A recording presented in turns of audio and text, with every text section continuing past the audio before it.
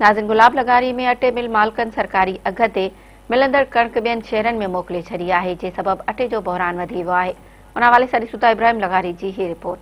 जी नाज़रीन, असीं हींअर मौजूद आहियूं गुलाब लिगारी में। गुलाब लिगारी ऐं उनजी जेका पसगिरदाई आहे उन में जेको ग़रीबनि जो वाहिद जेको जीअण जो ज़रियो आहे अटो एतिरो त महांगो थी वियो जो ग़रीब जी पहुच खां मथे आहे।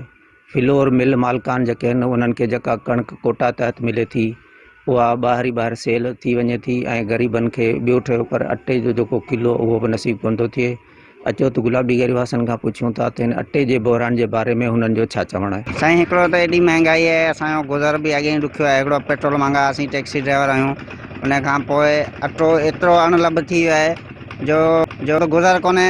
मथां इहो अटो महांगो, दुकानदारनि ॾे वञूं था त अटो मिले कोन थो, जे मिले थो त अहिड़े अघ में मिले थो जो असांजो एतिरे इम्कान ई कान्हे, कमाई कान्हे जो असीं अटे खे अफोर्ड करे सघूं। इन करे हुकूमत से असांजी अपील आहे त महिरबानी करे अटो सस्तो कयो वञे, भला अटो त ग़रीब माण्हू खाई सघे। अटो एतिरो महांगो आहे जो असीं वठी नथा सघूं, हिकिड़ो धंधो कोन्हे हिते। पेट्रोल महांगो, सारी शइ महांगी, हुन करे असां पूरो ॿिए दुकानदार अटो एतिरो महांगो करे छॾियो, असीं ग़रीब माण्हू वठी कोन था सघूं। ये असांजो चवणु आहे त असीं ग़रीब माण्हू सॼो काठ वठूं था, अटो महांगो थी वियो आहे। असीं ग़रीब माण्हू काठ वठे तंग कयूं था, उन बचे जी पूरी कोन थी थिए। एतिरी महांगाई थी वई आहे, असीं ग़रीब किथां पूरी करूं। असीं सॼो ॾींहुं काठ कुटे हाणे त असांजा हथ कमु कोन था कनि। साईं, ही फ्लोर मिल वारा आहिनि जेके इहे कोन था ॾियनि। ही जेको अटो आहे ही पूरो स्टाफ तव्हां पुछा करे ॾिसो, कंहिं बि दुकानदार वटि अटो न हूंदो।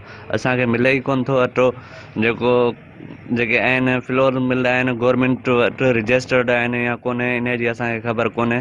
पर उन्हनि ते बि अटो 60 खां 65 रुपया किलो हले पियो, त दुकानदार किथे वठी किथे खपाए।